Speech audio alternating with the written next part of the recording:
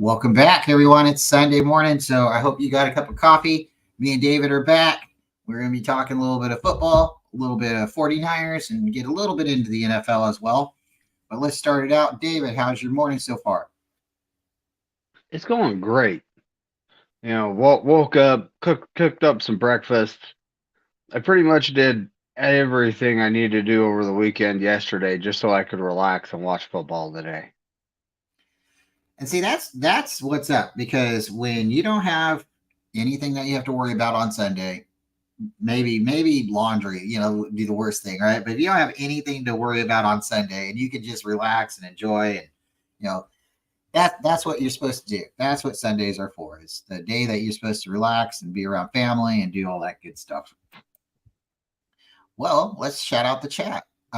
First off, if you didn't know, today is Tight End University. It's kind of probably extended from Thursday to Monday night because it's an event, right? So Tight End University is going on, but also very, very warm and happy. If anybody knows or doesn't know, if you know him, then you get a chance to see him later on in the show or in other passing.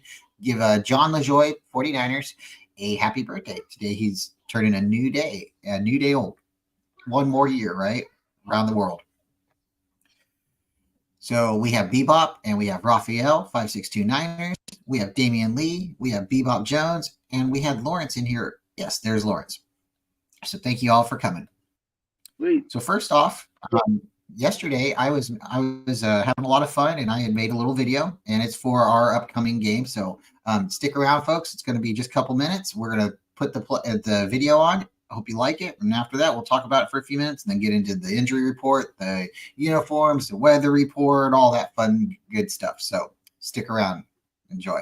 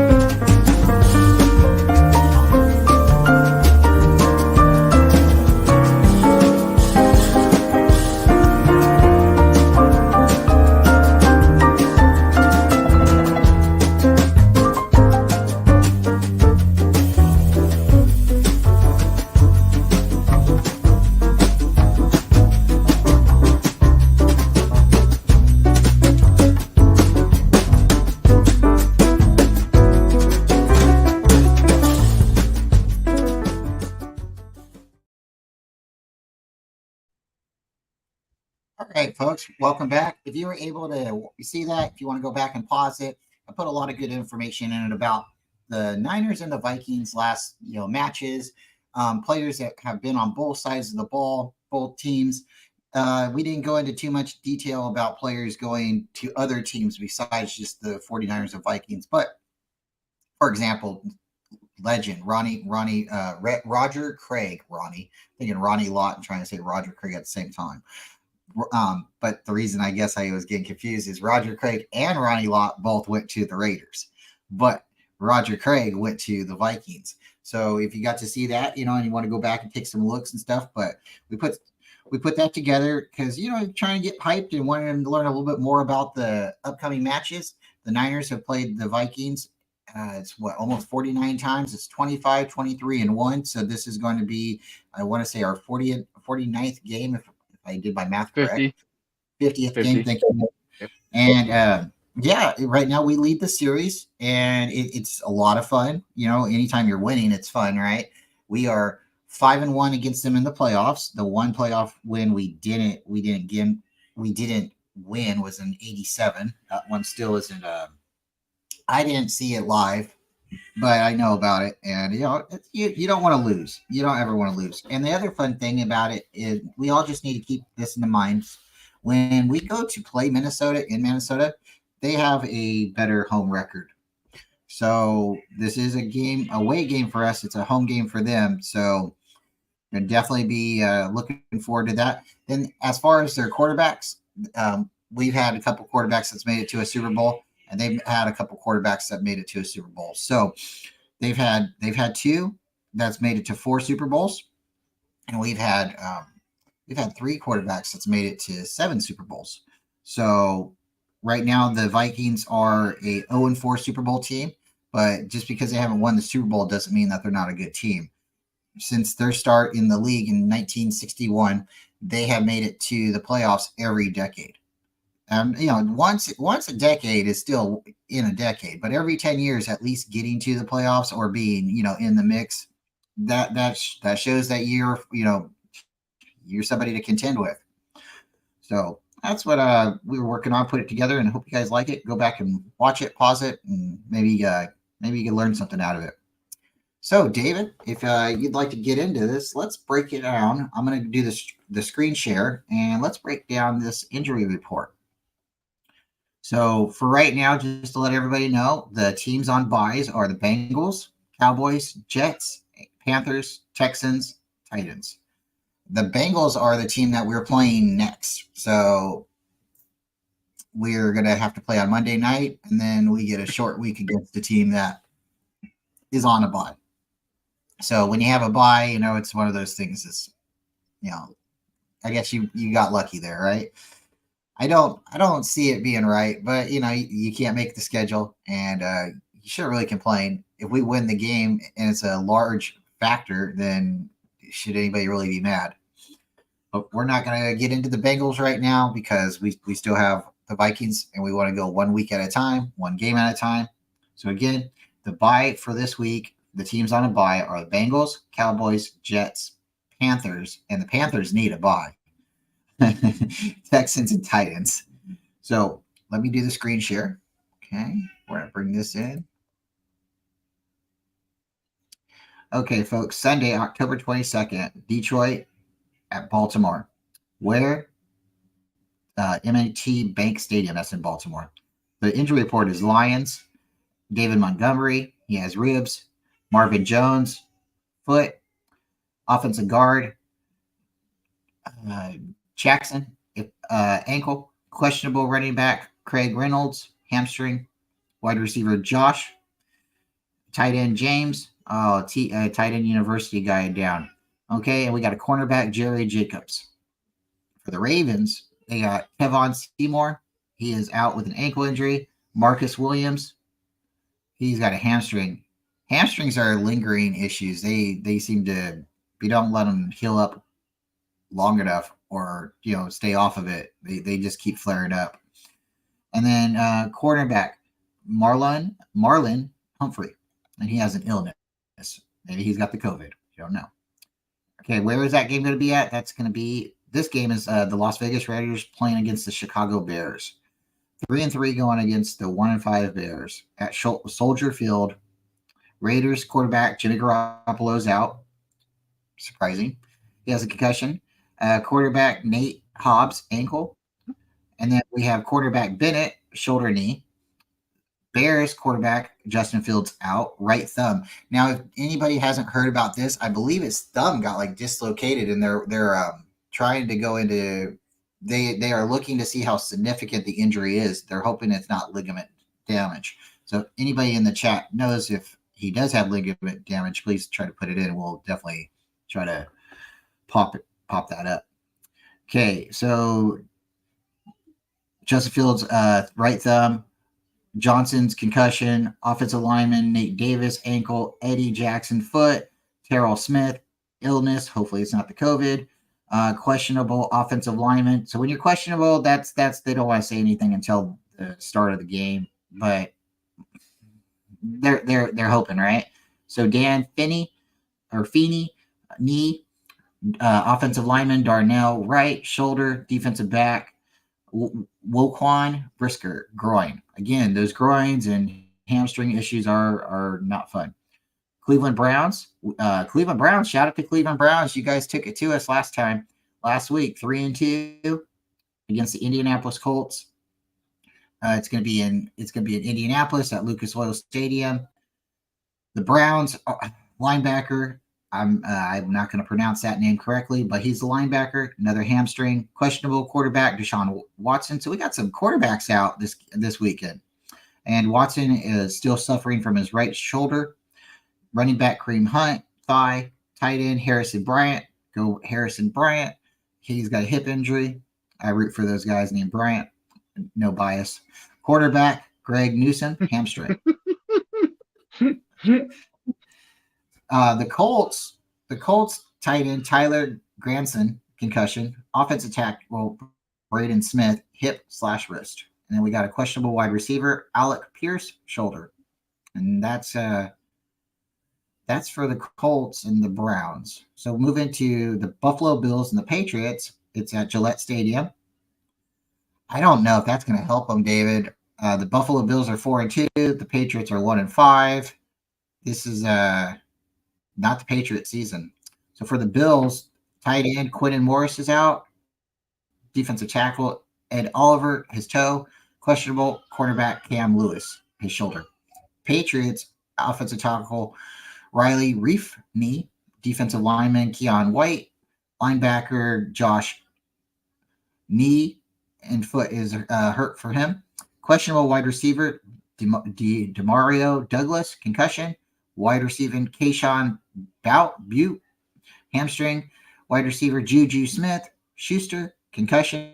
Now, Juju seems to get a lot of concussions, if I'm correct, but I'm not.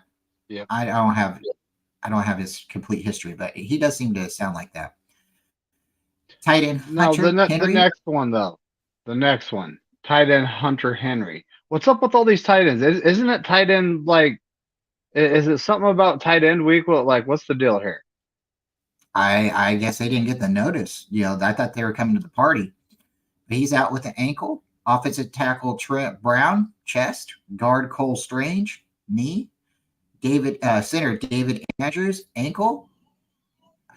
David, I don't know if we should continue to go through the injury report. I think we're going to be reading like 50-something players here. And that's 4 out of 5 of their starting offensive linemen for the Patriots. So this is bad.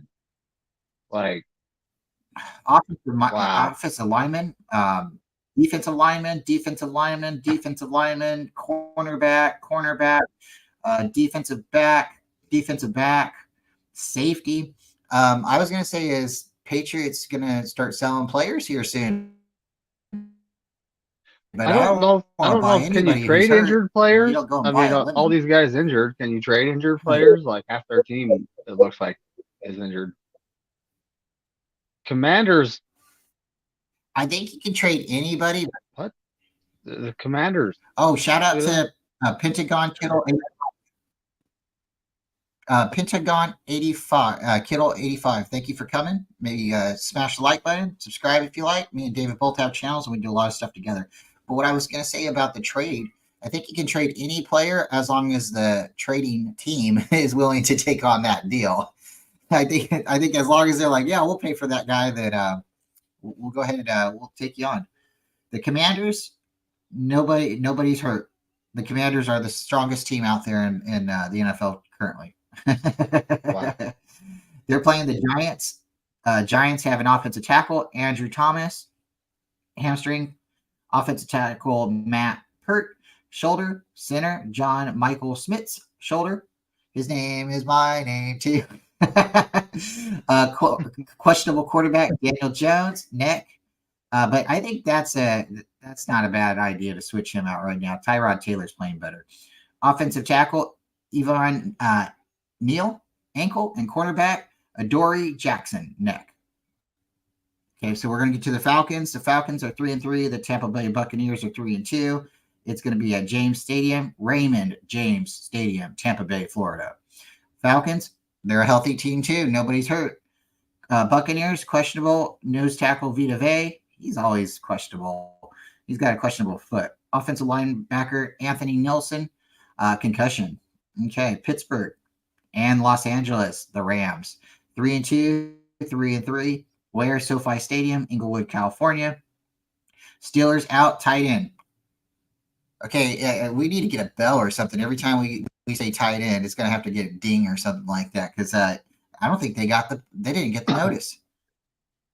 Okay, tight end university week, and like pretty much every single team has a tight end missing so far. Well, not missing, but at least questionable. He's listed as out, so he's definitely missing. Yeah, this is tight end university week. It's not the hokey pokey. You don't stick one in and stick one out. I mean, everybody's supposed to be in, right? Okay, Rams running back, Kyren Williams, ankle. Defensive tackle, Laurel Murchison, knee. Wide receiver, Ben Achilles. Linebacker, Ernest Jones, knee.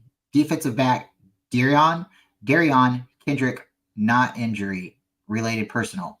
He needs some personal time off. Sometimes you need to take it off. Football is not necessarily like other, jobs, but if you got vacation time or sick time, go for it, right? Arizona Cardinals at Seahawks. It's going to be at Lumen Field in Seattle. Quarterback Kyler Murray's out.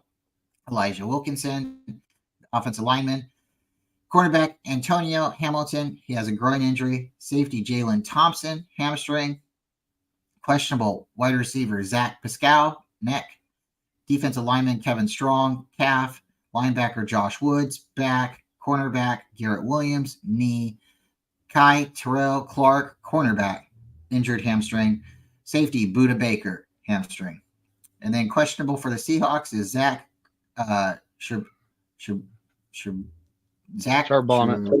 Charbonnet, yep. Hamstring. Wide receiver DK Metcalf, hip. Offensive tackle Jake Cruhan. I'm so sorry. I will be better with my names here soon. Phil Haynes, calf. Corner, and Phil Haynes is a guard. Corner Evan Brown, hip. Okay, so I'm going to have to probably move DK because he's on my fantasy, but he's questionable until I see that he's not going for the game. He's still starting. Packers are playing the Broncos. Packers and Broncos. 2-3, Broncos 1-5. It's where? In Power Field at Mile High in Denver. It's going to be on CBS. The Packers are doubtful to have linebacker Devondre Campbell in. He has an ankle injury. He's also they're also questionable to have running back Aaron Jones, hamstring. Offensive lineman Elgington Jenkins, knee. Offensive tackle Yoshi, knee. Defensive lineman Devontae Watt, knee. Linebacker Walker, knee. Cornerback Jair Alexander, back. Cornerback Eric Stokes, his foot. Safety Darnell Savage, calf. Safety Zane Anderson, hamstring. Okay, wow. So the Broncos out. The Broncos, the only person out in the Broncos is tight end. Tight end, guys. Did you hear that? Ding, ding, ding. Another tight end out. So Greg will not be playing. He has a hamstring issue. Moving on to Los Angeles and Kansas City. It's at Arrowhead Stadium. Chargers are out wide receiver Jalen Guchin, his knee. Defensive lineman, I'm so sorry. I'm going to skip that one. Tito Agbania. That's why you're here, guessing. David. No, I That's appreciate it. And his knee, no, I appreciate it. His knee's the injury. Cornerback Dean Leonard, hamstring. Safety Aloha Gilman, heel. Questionable linebacker Amen. I am not trying. He has a groin injury, folks. I'm sorry. And safety Darwin James, ankle. So we're moving on. I'm wondering, when it comes to jerseys, is the longer the name, the more money it costs? Because that linebacker for the Chargers, that guy's got enough name to go back across his entire back, Circle around the front. Maybe even go a little bit on the shoulders with the first, and last. But that's insane. Anyway, we got what? Dolphin. Ooh, the Dolphins at the Eagles. Yeah.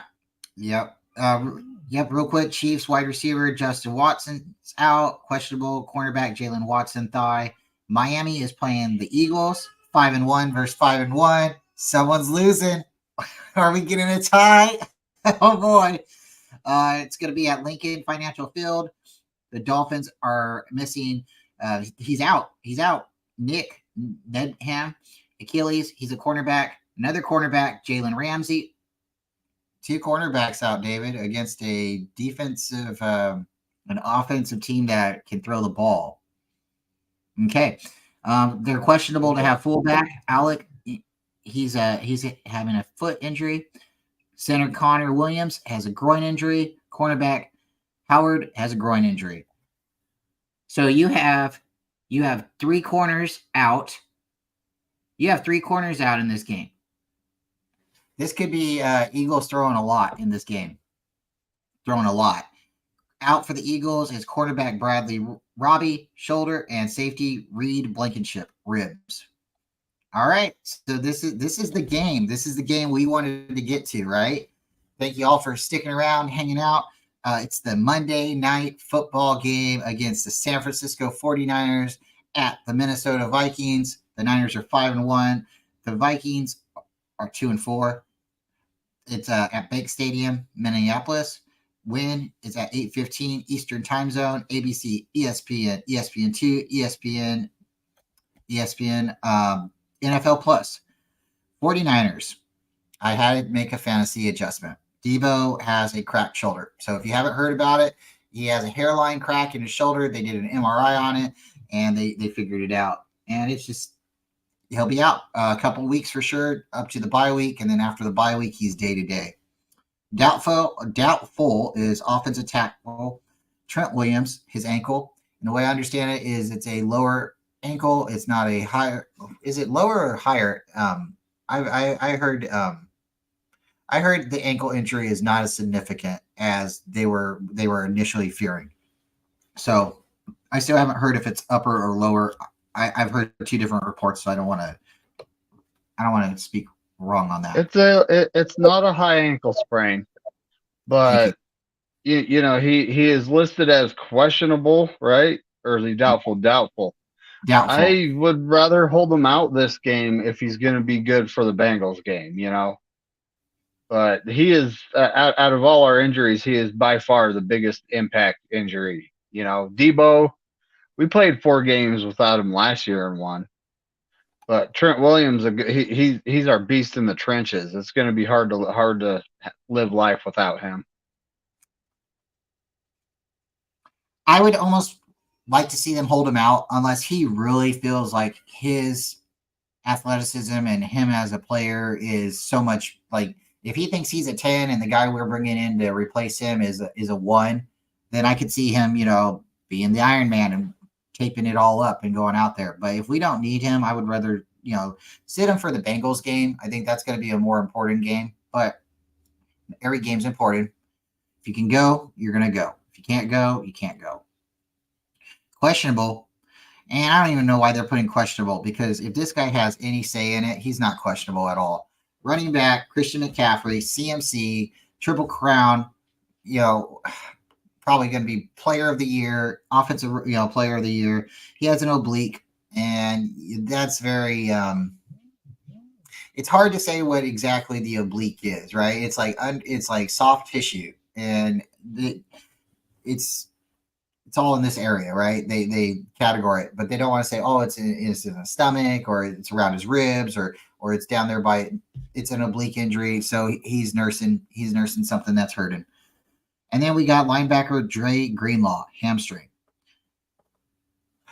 This is questionable, but if Greenlaw is out, I don't think we're gonna do very well. I don't like our defense without Greenlaw out there. Oren Burks has to step up. Thumper makes the biggest difference, and that's 100% what I'm going to start calling him from now on. It's not, the rabbit. I'm not talking about the rabbit here, folks. He is fast. Don't get me wrong, but when he hits someone, you can hear the thump. So that's why I call him Thumper. But having him back would make a big impact. If he has to miss another week to get right, then it is what it is. There's nothing anyone can do about it. But I 100% hope he's back and doesn't aggravate it. Oh boy, because I think he was the difference between the Browns game last week. I really truly do. So for the Vikings, they have out guard Ezra Cleveland foot, and they have questionable wide receiver Jalen Naylor, hamstring. Quarterback Evans also has an oblique. So at that point, I don't know. Really quickly, this was the game on Thursday. The Jaguars played the Saints, and Jaguars started out really fast. They played really well. Saints had some miscues, and they came back at the end and almost won it. But for their game, it was Tyson Campbell hamstring. He's cornerback. He was out. Defensive tackle Devon Hamilton, his back. Wide receiver Zay Jones, knee. Questionable cornerback Trevor Lawrence. But if you guys got to watch the game, he played, and he had one of the biggest rushing stats in the game. I think he had more rushing yards than the Jags. So I'm going to go ahead and stop screen sharing now. Bring me and David up here to the top so you guys can all see us. And we're going to get into it. So first off, thank you everybody for coming. We really appreciate you. David, how do you feel about the Las Vegas Raiders without a Jimmy G going into Soldier Field and playing against Justin Fields? Oh, he's not playing either. So how do you feel about the Raiders without their starting quarterback going into Chicago without their starting quarterback? Well, the Bears are actually starting a quarterback that no one knows anything about. No one's seen the guy, in the NFL yet. This will be his first NFL start. A lot of Bears fans are, talking him up. Well, let's go ahead and start him. Let's see what we got here. Because they don't have faith in Justin Fields. And I look at it like, I don't know if it's Justin Fields, if it's coaching, if it's just the team's this bad. Let's let the season play out and we'll see that, right? But at this point, I'm giving the Bears the advantage because they have no idea what that QB is going to do. And the Bears know, they've seen Jed Hoyer. They have tape on the guy. They know his weaknesses and strengths. So they might have a little bit of an advantage going in just because of that.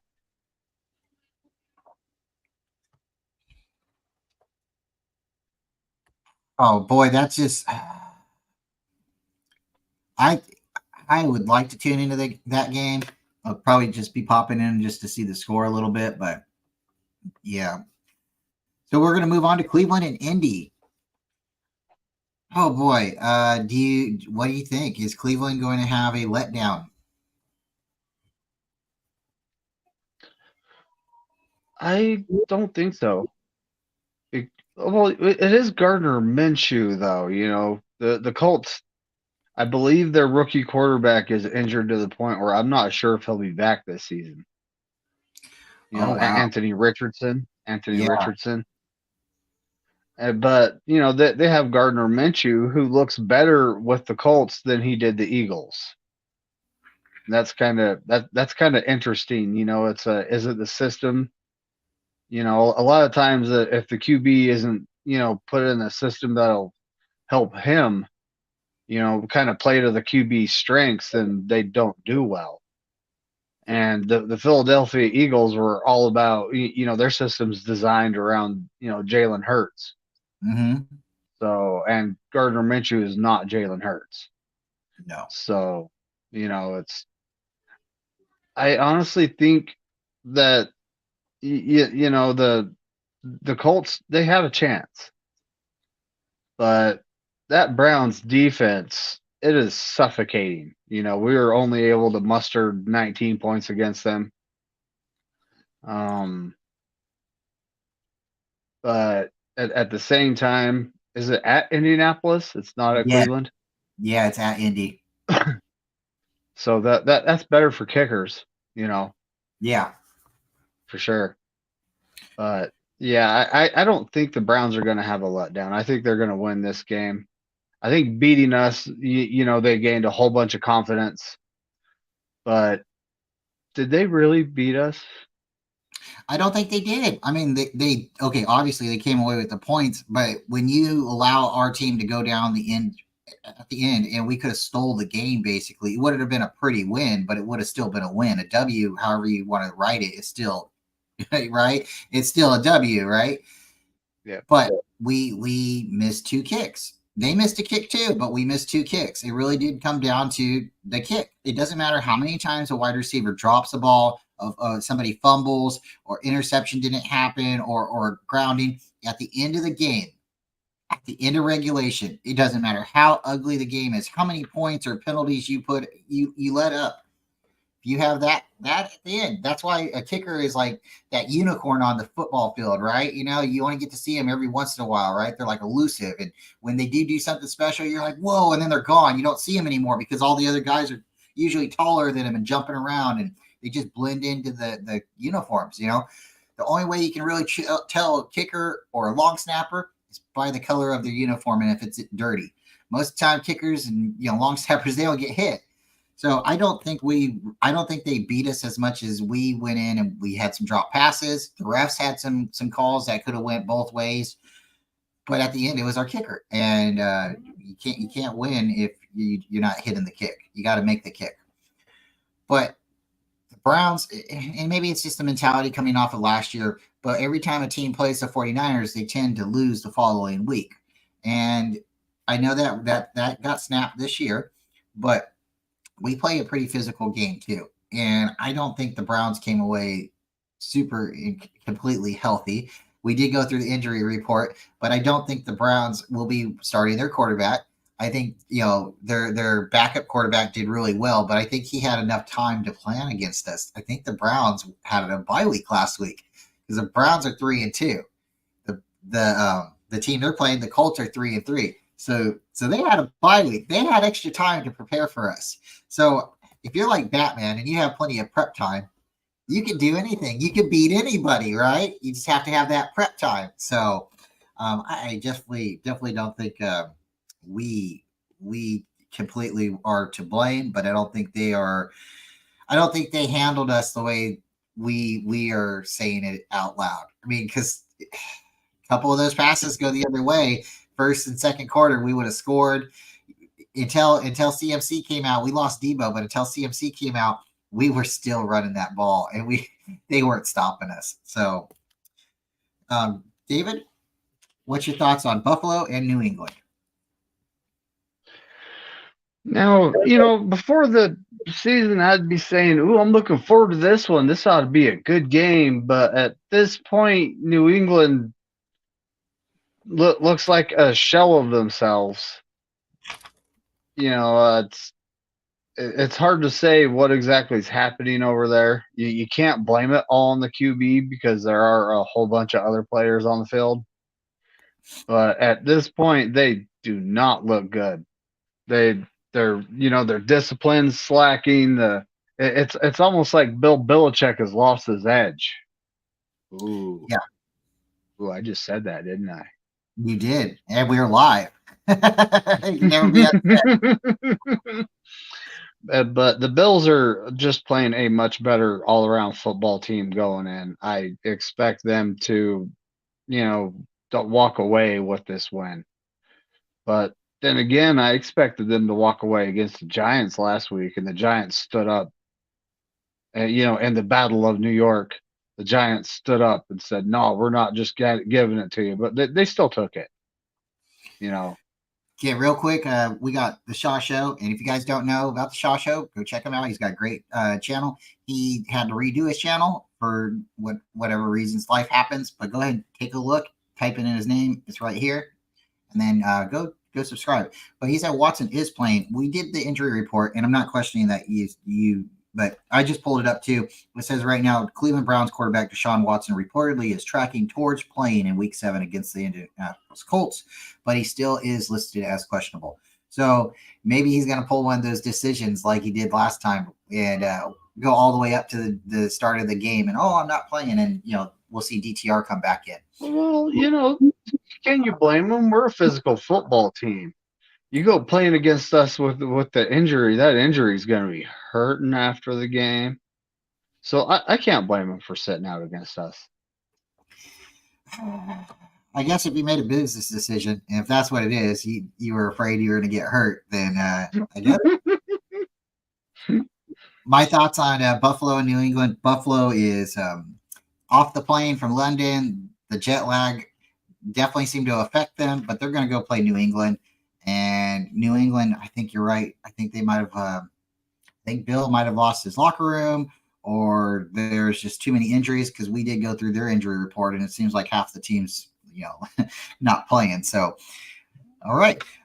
What's your thoughts on Washington, the most healthiest football team in America, against the New York Giants, the football Giants? After going through the injury report, the Giants are missing 3 out of 5 of their offensive linemen. And they're going up against a pretty good, defensive line. So I don't expect life to be easy for Tyrod Taylor. And, I do expect the Commanders to win this football game. Tyrod playing is going to throw a different spin factor on it. He still can play. Okay, let's go down to Atlanta, and we're going to talk about Baker Mayfield because the Falcons are soaring into Florida. What's your thoughts? It's a divisional matchup. They're always pesky, and the Falcons are still one of those teams we don't know who they are. Are they, pretty good? Are they mid? Are they bad? Are they, sometimes they stand up and they punch someone in the face and win the game. And then the next week you're like, oh, okay, these guys are going to win, and they lose. So, but pesky divisional matchup at Tampa Bay against that veteran defense. I fully expect Tampa Bay to win this game. I think Tampa Bay is at a dark horse. I think they're a lot better than people are saying. You just remove Tom Brady. Still, a lot of the same players are still there. Yep. They had a good defense. So, injuries happen, but that's still a good team. Detroit and Baltimore. What's your thoughts? I'm hoping they show this one on TV. Oh man, this is probably the game of the week, huh? I'm hoping I get to see that one and the Dolphins and the Eagles. But so at this point, Detroit is 5-1. A lot of analysis and reporters, people that do NFL news have pretty much crowned the Eagles and the Niners as the best teams in the NFC. But at this point, Detroit is 5-1, folks. So what? I don't count my chickens before they hatch. But when it comes to the Lions, this is a true test for them because they're going to Baltimore and they're playing against a good AFC team. So I'm interested to see who's going to win. I believe I picked the Ravens to win because they were at home. You know, I think the score spread was like 1.5, so they're not necessarily giving either team an edge. That'd be Vegas. But yep. I get a little too emotional sometimes with the pickums because when I start seeing things that I need to go a certain way, it's not about being right. Sometimes it's about being happy. And I'm rooting for Baltimore because I would be very happy to see Detroit lose and go 5-2. Uh, Miami is 5-1. The Eagles are 5-1. So do we have 4 5-1 teams now, or 3 5-1 teams? I'm gonna have to double check that. Where are the Chiefs? Are the Chiefs like five? Well, the Dolphins are definitely 5-1.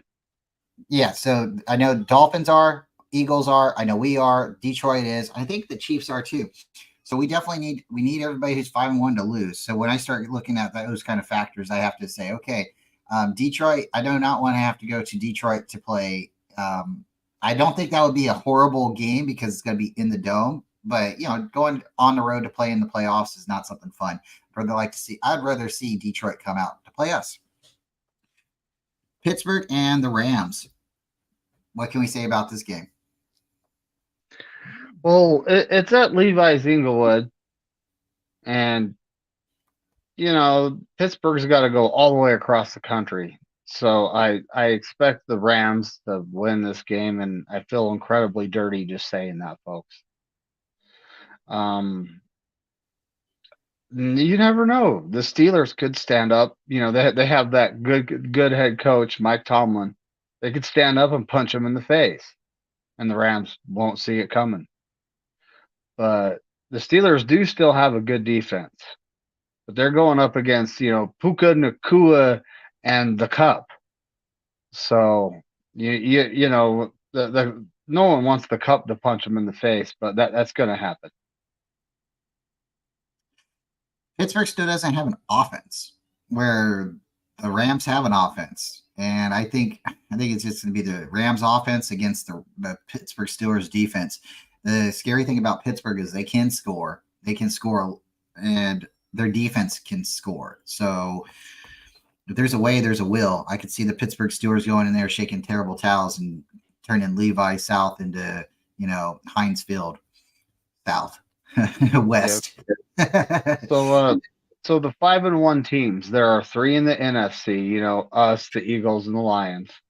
In the AFC, it's the Chiefs and Dolphins. Okay, so AFC don't affect us though. No, because when it comes to the playoffs, we don't have to worry about them until the last game. But it's interesting because the Dolphins and Eagles are playing today, so there will be a 5-2 team. There will be a 6-1 team, unless a tie happens, right? So we'll definitely have to be keeping up with that. We're gonna go to Seattle now. We got Arizona coming up to the great northwest. What's your thoughts? The Cardinals play the Hawks pretty tough.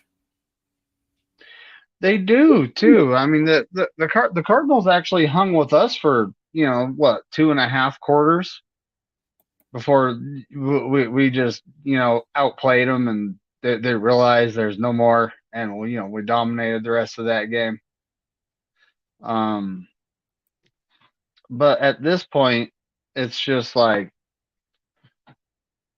it's a battle of the chickens. You got the red chicken versus the sea chicken. And it's at Seattle, so I do expect the Seahawks to win that football game because they do win a lot at home. But you never know when the Red Chickens are just gonna, stand up, put the blades on their feet, and start fighting. You never know. Cockfighting's illegal, folks. I do not endorse it. No cockfighting, no dog fighting, no animal fighting endorsed on this platform or David's platform. Right. We don't endorse that. Child abuse, elder abuse, no, nothing like that, folks. Corey just said they announced Trent Williams is out, and that's that's a day early. I don't see why you would announce this until tomorrow. Well, just because they want all his fans to be prepared, you know. I'm just kidding. Well, so that if you think about it, Jalen Moore, we've all been saying he's not that good. He's not. He's pretty good at run blocking. Pass blocking is not his forte. So I am now expecting a very run heavy offense tomorrow night. Seattle, the 12th man, they make a lot of noise. It's really hard to play up there. It's hard to hear. If anybody can win up there, I think it'll be the Cardinals. We're going to move on to Green Bay and Denver. Green Bay coming in with their quarterback, Love. And he's going to be bringing the love, but he's not going to be showing the love. I think he's coming in. I think he's going to. Denver's just not playing right. I don't know if it's the locker room, if it's the play calling, but they overall are just not playing right. There's moments where you can see there's athleticism, there's talent. This team they could put it on if they can get everything lined up, but they're not. And this is definitely not the year for Denver. I got Green Bay winning this game, and I've got them coming away with the cheese. They're not losing this game. What's your thoughts? Green Bay going to Denver. I think Green Bay will be okay. Just when it comes to the mile high in the thin air, you just got to be up there for a couple days to get acclimated. It's not terrible. I kind of live at 4,000 feet elevation myself. And, whenever I go down to the lower elevations, yes, I'm very long-winded. I'm not going to lie. But Denver they're a bad football team. They're looking at being sellers at the trade deadline. I'm honestly thinking we're going to see a Sean Payton full rebuild coming up. David, I need to pause for a second. Will you let everybody know about the Chargers in Kansas City, and I'll be back shortly. Okay. So we have a divisional matchup, folks. Chargers, Herbert, the $62+ million man, and that's what his contract extension is, against Patrick Mahomes, who just signed a contract extension, and I don't know what he's getting paid, but if it ain't at least $62 million, there's something wrong with him because he's worth it. But at this point, pesky divisional matchup. It's at Kansas City, and Kansas City's defense is playing pretty good football. Their offense hasn't quite come around yet. Oh boy, look at this. We got the future 49ers kicker kicking it with Bryant now. That's right. That's right. You guys don't know, this is a dad-friendly channel, and sometimes we gotta have people pop in and make introductions. And we have a special guest this morning, and he's going to break it down. So yes, David, Chargers and Kansas City, definitely a division matchup. What again is your thoughts? Well, I think Kansas City's going to take it because it's a home game for them. But you never know. I mean, the Chargers in their interdivision matchups, they seem to do better than they do when they're playing the rest of the league. So, and I was saying the $62+ million man, which is Herbert, that's his annual salary after the contract extension. I would like to see him step up and win this game, but for the sake of my pick'ems, go KC. Yeah, I would not be mad, to see Kansas City lose at all. I think Herbert has it in him, but they're not like Denver, but they are. And what I mean is Denver's organization they're not connecting with their team. And right now, even though the Chargers might have a better team, maybe a better roster or a locker room, their front management is like what we had when we had Trent Baalke. They need to make some changes. The Chargers need to make some serious changes in their organization. But as far as having a quarterback, they have a really good quarterback. They could take, You could take Herbert and put him on any other football team and build around him. But for whatever reason in LA, I mean, how do you tie? How do you tie a game when you're supposed to be getting into the playoffs? I don't know. Like Chargers, Chargers need to do something. So let's move on to Miami and Philadelphia. I'm rooting for Miami. I'm hoping really hard here that they take care of business. It's going to be in Philadelphia, and I hope David the Dolphins wear all white and go in there and come out clean. I don't think the Eagles can keep up with the Dolphins. I think the Dolphins are just too fast. Dolphins are a track team, that have Tyreek Hill and Waddle. They're both fast. You got Raheem Mostert and that new running back that I don't know the name of. They're both fast. It's like, I mean, it's speed, folks. This team has it. When it comes to defense, they kind of, they're middle of the pack. They could be a lot better. They did trade, and they got that Chubb guy from Denver last year, and now you got you're going to Philadelphia, and their defense hasn't necessarily been that good either at this point. So the question is, whose defense is going to step up and stop the other's offense? That Miami has a powerful offense. They are going to be. You can't say, oh, we're going to stop these guys. Your best hopes are to contain them. When it comes to Philly, they got beat by the Jets last week. So that tells me that any team in the league could stand up and beat them. Murphy! I'm just trying to see if I can make him look. That's his name. Future 49er kicker right here, guys. Give him 20 That's years. Right. All right, so we're almost there, and we're now here. San Francisco 49ers versus the Minnesota Vikings. What's your thoughts? Is it going to be skull time? What's your thoughts? This needs to be a get right game for our football team because last week was just horrible. Mistakes, all three phases. The best player on our team was our punter, and that's not necessarily a good thing. Now, shout out to Mitch. He's a good punter. Don't get me wrong. I like the guy. And I like your point there too, because I believe that they are giving Tabor Pepper some blame in this game. You got one job, long snap that ball, right? But I believe they said that Tabor Pepper long snapped the ball to Mitch, and Mitch had the ball where laces were in towards Moody. And if you're a kicker, you want the laces out. When your foot.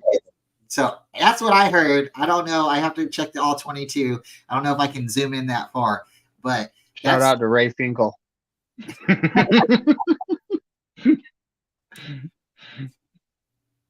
But yeah, I'm excited about it.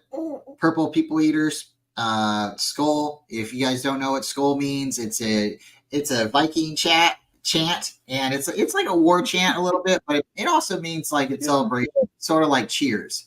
So there's actually a bowl that the skull is actually talking about, and that's what is passed around in celebration. So again, cheers. Hope everybody can have a great game and come away with no injuries, and Niners can come away with a W. But David, is there any games between the 49ers and Minnesota in your recent memories, or even in the past, that you would like to highlight right now? Well, it's kind of hard to forget that game against San Diego in '94. Mm-hmm. That was a very relaxing Super Bowl. But the one we got the Bengals coming up on our schedule. Shout out to Chris Collinsworth, and losing twice to us in the Super Bowl. Poor guy. Mm-hmm. On top of that, I didn't know this, but apparently Cincinnati Bengals had a statue of him out front, and I don't know what they did with it, but it's not there anymore. Oh boy, don't know why. You know, if he's one of your greatest players in franchise history, leave the statue there, guys. I mean, I don't know what your issue is, but yeah, those five, 5 Super Bowl wins, baby. That's probably one of the most memorable. Um,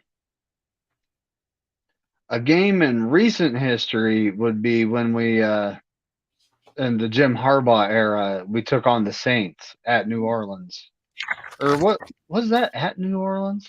Yep, it was at New Orleans. And we beat them. That was a fun game to watch, and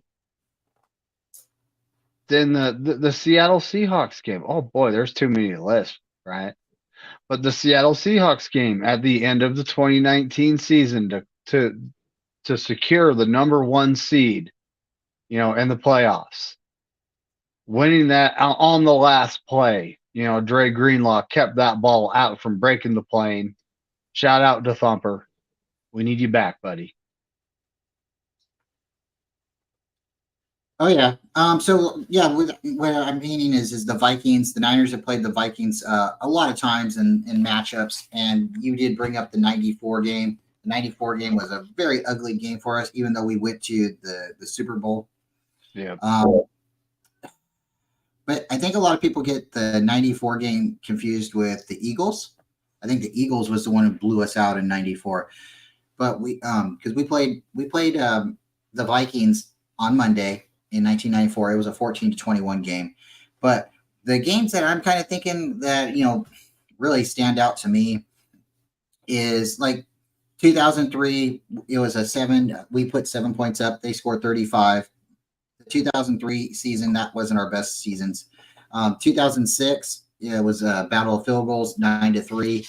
And we go into the game I'm getting to is the game against Brett Favre, where Brett Favre was now a Minnesota Viking, and he beat us at the last seconds of the game. And I want to say that game was, it was 2009. San Francisco at Vikings, 24-27, or was it? Now I'm gonna really have to look, but they just barely pulled that. I want to say it was 2009. It was either 2009 or it was 2012. David, both games was played at Minnesota. So San Francisco at Vikings. It can't be 09 because we didn't have Harbaugh during 09. So it's 012. The Niners went to Minnesota. Brett Favre was the quarterback. We put up 13 points and they put up 24 points. Does that sound right? I'm going to Google it. That sounds right. But they won it at the end. We were winning the game, and it's one of those things. It happens. If you let a team stick around, then they can come back and beat you. They definitely can. So, all right, I need to go on pause for a second, and I will be back.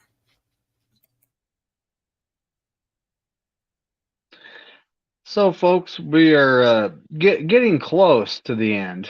All the games are about to start, if not some have started already. So, when it comes to Vikings Niners history, we're pretty close, but lately I don't think they haven't been able to pull it off. I don't know when the last time they beat us actually was. That's an excellent question. I don't know if we played them in 2017 or 2018 when we were horrible, but that's probably a safe bet. I'm gonna have to look. But at this point, tomorrow night we have the Monday Night Football game at Minnesota in a dome. Don't have to worry about rain, which that's something we might address at another point. And I expect us to run the ball 35, 40 times. We're not going to have Debo. We're not going to have Trent Williams. And not having Trent Williams changes the dynamic of our offense more than not having Debo. What do you think, Ryan? I think that was a big problem last week. It's because they wanted, it's not every game is going to be targeted at one player. I think last week they were saying, okay, we're going to have Debo play, and he's going to be our focal point, and CMC will just be, his Robin or whatnot. And when he went out, I think some people are saying he got hurt in the fight. And I think he got hurt on the first play of the game. He played a couple of snaps after that. but when he went down to the ground, he fell in his shoulder. So I'm thinking that's what happened. Debo being out is definitely going to change the game a little bit for the Niners for the most part, because you can't even call him a decoy if he's out there. I mean, if he's out there on the field and he's a decoy, then the other team has to account for him until a certain important portion of the game where they're like, okay, he's hurt. They're really not trying him. But that moment that they give up on him and he's maybe like 75% or 80%, and he can, I mean, those are the moments where, he's wide open, and look at him going down scoring on one leg or something, right? Yeah, I agree. I mean, Bashar brought it up. Pretty good point. He's either fragile or he's very, very out of shape. And you have to. Jerry Rice broke his leg. What was it, 1997?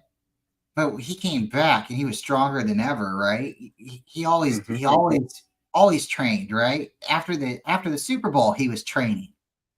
I don't see that from Debo. I see, hey, we just won the Super Bowl. I'm going to go get me some cheeseburgers and I'm partying.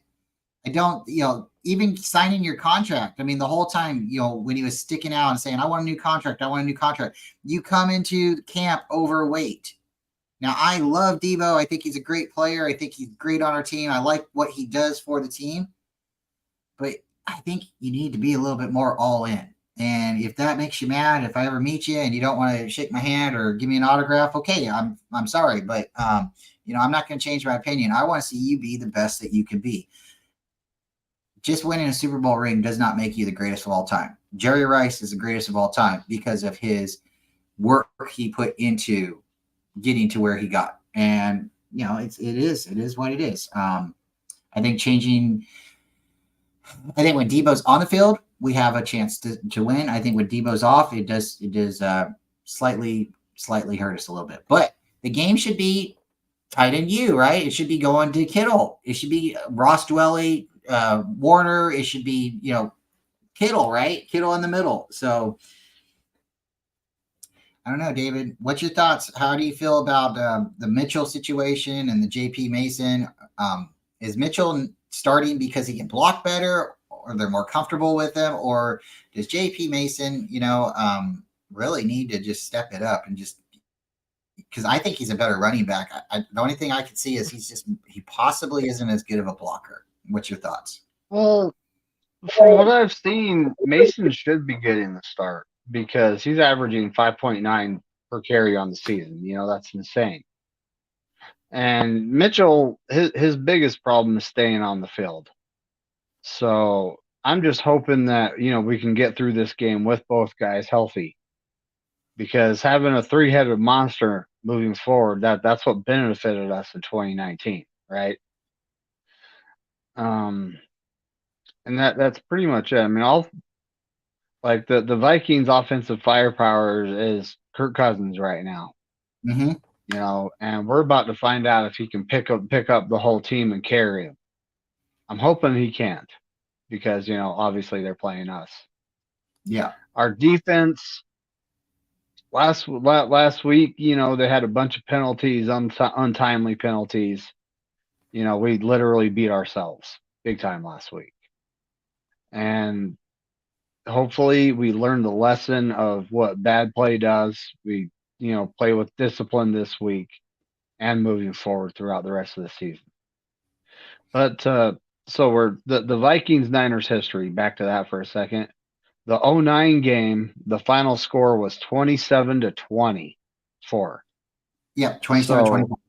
It was really close, and I believe it was Brett Favre. I don't know if that was his last season. It might have been.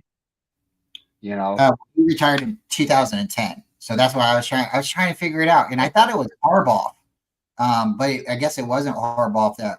I guess it wasn't, because Harbaugh came onto our coaching staff in 2011 to 2014, or was it 2012 to? But I think it wasn't Harbaugh who was coaching. 2011 season, and I think 2014 was his last season with us.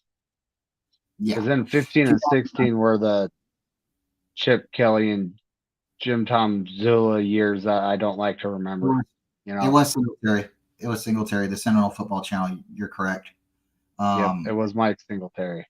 Yeah, because But our last loss though to the Vikings was 2018 September 9th. Wasn't that the game James Richard Garoppolo tore his ACL? Was that the game? no, because he tore his ACL in the game versus the Chiefs. So I believe Okay. we played Detroit. We beat Detroit. I think we lost to Minnesota, and then we went on to play the Chiefs. And because I think we started that year 1-2. I believe I could be wrong, but we beat Detroit, and it was like a miracle at the end because I think Jimmy threw the ball and it was like short, and Debo had he caught the ball underneath, and then he ran for a slant, a big post route. Mhm. But yeah, Jimmy hurt his ACL in Kansas City. I don't. That was September 20. Let's see, 20 September 9th. So that might have been the first game. It might have been the first game of the season. I'd have to look that up real quick. But um, yeah, if it was the first game of the season, Jimmy lost that game. Yep, 16-24. It's not fun. Um, we do good against them in the playoffs, but we're not perfect. Folks, games are starting to get on. We appreciate you guys for coming. Next time we'll try to talk a little faster, but we all appreciate it. Please go and like and subscribe to this channel and David McNiners. We do things together. There's a lot of fun, and we do things on our own as well. So definitely turn on your notifications so you can find out when we're going live. And if you like what you see, come back next Sunday, and you'll see me and David here again. We appreciate y'all. There will be no now. Remember, we're supposed to do a Niners Coast to Coast stream today, Correct. and I was just talking to the guys, and Aaron said 8 p.m. EST, which is 5 p.m. your time. So I hope you're okay with I don't think we have to go for a whole hour, but it's We'll go all. as long as you want. And David brought up a good point. See, David helps me. Sometimes I get excited and want to, like, let's go, guys. Right. Well, me and David do a lot of things together. And on Mondays, we have a panel. It's called Coast to Coast. We rotate channels. We have Mr. Ty Alston, who does things with other YouTubers. And we have Aaron, who's 49ers First Take, who does a lot of things with other 49er content creators. But on those Mondays, we come together around 5 o'clock and we rotate. But because we're playing on Monday night, we got to bring the game. We got to bring the show one day ahead. You guys don't want to hear us talk on Kicker Tuesday. That's a bunch of kicker talk. So we'll be going live tonight. Tune in, and it is on your channel, correct? That's correct. It is on my channel. Matter of fact, right when I get off here, I need to create a thumbnail and get that all set up. So Perfect. So be watching for the community tabs because I'll be putting it on my community tab. I'll put it on my Facebook. We'll be putting it on our Twitter. Try to get everybody in there that can come in. Pop in for a little while. It'll be a little bit after 5, a little bit before that Monday night, that Sunday night football game. And we'll love to see you guys there. We'll see you guys here real soon. Thank you so much for coming. David, you're the best as always. And we're going to get out of here. Go watch some go football. Niners, go Niners and F the Lambs, even though I picked them to win this week. It hurt, folks. It hurt. I don't like picking the Rams to win. I'm not gonna lie. It does something, it feels wrong. It feels dirty. But I did. I picked them to win this week. Sometimes it's not always about your feelings. It's about, just, hey, it's your thoughts, and if you got a gut feeling, you got a gut feeling. But all right, folks, we're going to get out of here. You have a great day. Go Niners, and go watch the football, enjoy some family time. And hey, we'll talk to you guys a little bit later, maybe around 5, right? Tune in. Yeah. See you back at 5. My channel, David McNiners, folks.